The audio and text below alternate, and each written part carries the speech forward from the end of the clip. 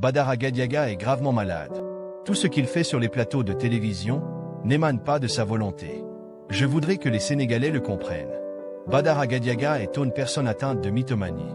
La mythomanie, ou le trouble du mensonge compulsif, se manifeste par un comportement répété où une personne fabrique des histoires fausses, exagère la réalité ou ment systématiquement. Ce comportement n'est pas toujours intentionnel, car il peut être lié à un trouble psychologique profond. Voici les caractéristiques principales d'une personne atteinte de mythomanie. En mensonge fréquent, la personne raconte des histoires qui ne correspondent pas à la réalité, souvent pour se valoriser ou attirer l'attention. 2. D'exagération, les faits racontés sont souvent amplifiés pour sembler plus impressionnants ou dramatiques.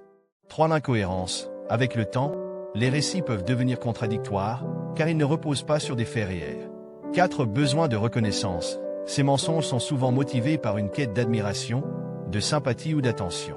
5. Absence de remords, contrairement aux menteurs occasionnels, les mythomanes montrent peu ou pas de culpabilité face à leurs mensonges, car ils peuvent croire eux-mêmes à leurs récits.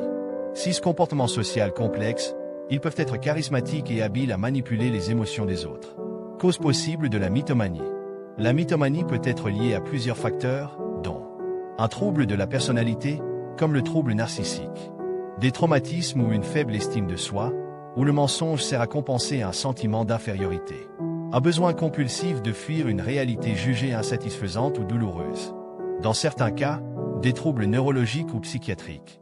Comment aider une personne atteinte de mythomanie? 1. Éviter le jugement. On ne critiquez pas ouvertement la personne pour ses mensonges. Cela pourrait aggraver son sentiment d'insécurité et renforcer le comportement mythomane. 2. Encourager l'écoute et le dialogue. Ou essayer de comprendre les raisons derrière ces mensonges en instaurant un climat de confiance. Ou poser des questions ouvertes pour l'aider à réfléchir sur ses motivations sans l'accuser.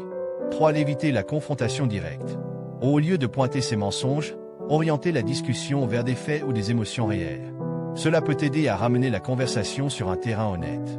4. Proposer un soutien professionnel. Ou encourager la personne à consulter un psychologue ou un psychiatre.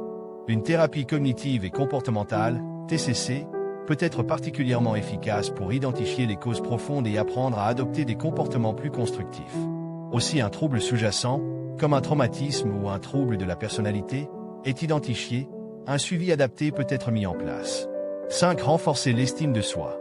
Ou complimenter les aspects réels et positifs de la personne pour lui montrer qu'elle n'a pas besoin de mentir pour être appréciée. Ou valoriser ses réussites et encourager des comportements authentiques. 6. Fixer des limites. Aussi les mensonges deviennent nuisibles pour vous ou votre relation, soyez clair sur vos attentes tout en restant bienveillant. Ce qu'il faut éviter. Humilier ou ridiculiser la personne, cela pourrait entraîner un isolement ou une aggravation des symptômes. Encourager ces mensonges, même involontairement, ne jouez pas le jeu de ces récits fictifs, car cela valide son comportement. Avec du soutien, de la patience et une intervention adaptée, une personne atteinte de mythomanie peut progressivement apprendre à vivre plus authentiquement et réduire ses comportements de mensonge.